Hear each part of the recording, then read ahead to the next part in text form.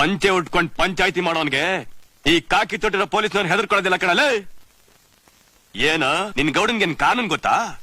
ಕಾನೂನ್ ತಿಳ್ಕೊಂಡು ಮಾತಾಡಕ್ ಕೇಳು. ಏನೋ ಕಾನ್ಸ್ಟೇಬಲ್? ಅಲ್ಲ, ನಾನ್ ಕಾನ್ಸ್ಟೇಬಲ್ ಅಲ್ಲ ಇದೆ ಇನ್ಸ್ಪೆಕ್ಟ್ರು. ಏನ್ಲ ಮಾಡ್ದೆ? ನೀವ್ ಹೇಳ್ದಾಗೆ ಮಾಡ್ಬಿಟ್ಟೆ. ಶಾಬಾಷ್ ಕಣೋ ಮಗನೆ. ಹಂಗೆ ಸಂಜೆ ಮನೆ ಕಡೆಗೆ ಹೋಯ್ತಾ ಇತ್ತಾಗ ಬಂದೋಗು, ನಾನ್ ನಿನ್ನ ಗಮನಿಸ್ಕಂತೀನಿ. ಆಯ್ತು.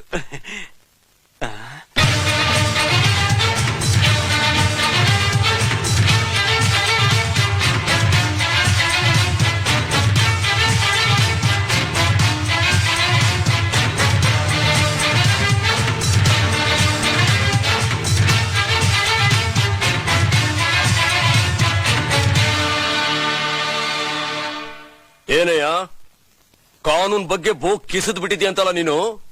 ಕಾನೂನು ಅಂದ್ರೆ ಏನ್ ಗೊತ್ತು ನಿನ್ಗೆ? ಸೆಕ್ಷನ್ 51ನೇ ಪ್ರಕಾರ ಒಂದು ಹೆಣ್ಣು ಅಪರಾಧಿನ ಅರೆಸ್ಟ್ ಮಾಡಿದ 24 ಗಂಟೆ ಒಳಗಡೆ ಕೋರ್ಟ್ ಒಪ್ಪಿಸಬೇಕು. ಸೆಕ್ಷನ್ 52ನೇ ಪ್ರಕಾರ ಒಂದು ಹೆಣ್ಣು ಅಪರಾಧಿನ ಪೊಲೀಸ್ ಸ್ಟೇಷನ್ ಆಗಿ ಮಾಡ್ಕೊಳ್ಳಾಗೆ ಇಲ್ಲ.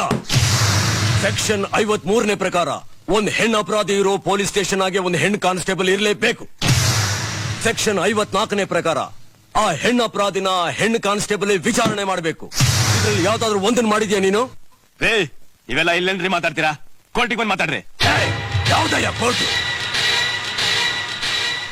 ಈ ಸೂರ್ಯವಂಶದಾಗೆ ಯಾರು ಇದುವರೆಗೂ ಕೋರ್ಟಿನ ಕಟಕಟೆ ಹತ್ತೇ ಇಲ್ಲ. ಮರಿಯಪ್ಪ, ಯಜಮಾನ್ ಎಸಿಪಿ ಫೋನ್ ಮಾಡು. ನಂಬರು 536-001. ಹಲೋ, ನಾನ್ ಶಾನ್ಭೋಗ ಮರಿಯಪ್ಪ ಮಾತಾಡ್ತಿರೋದು. ಯಜಮಾನ್ರು ಸ್ಟೇಷನ್ ಅಲ್ಲಿ ಬಂದು ಕುಂತವ್ರೆ, ನಿಮ್ ಹತ್ರ ಮಾತಾಡ್ಬೇಕು ಅಂತಾರೆ. ಏನು, ಗೌಡ್ರು ಪೊಲೀಸ್ ಸ್ಟೇಷನ್ ಬಂದಿದಾರಾ? ಯಾಕೆ? ನಮ್ 3 ಹೆಣ್ಮಗಳನ್ನ ಅರೆಸ್ಟ್ ಮಾಡಿ ಇಟ್ಟಿದ್ದಾರೆ. ಅದ್ರ ಬಗ್ಗೆ ಮಾತಾಡ್ಬೇಕು ಅಂತ ಬಂದ್ರು. ಆದ್ರೆ ಇನ್ಸ್ಪೆಕ್ಟ್ರು ತುಂಬಾ ರಾಂಗ್ ಮಾಡ್ತಾವ್ರೆ. ಫೋನ್ ಇನ್ಸ್ಪೆಕ್ಟರ್ ಕೈಲಿ ಕೊಡಿ.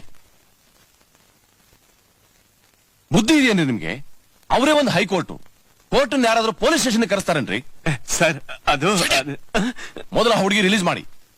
ಸರಿ ಸರ್. ನೂರಾರು ದಾನ ಧರ್ಮ ಮಾಡುವ ಮಹನೀಯ, ಕಣ್ಣೀರ ಒರೆಸಿ ಧೈರ್ಯ ನೀಡುವ ಮಹಾರಾಯ, 10 ಜನರ ಮುಂದೆ ಶೂರ ಸರದಾರ, ನಮ್ಮಯ ಹೆಮ್ಮೆಯ ನೇತಾರ, ಇವರಿಗೆ ಎಲ್ಲರ ಪ್ರೀತಿಯ ಜಯಕಾರ.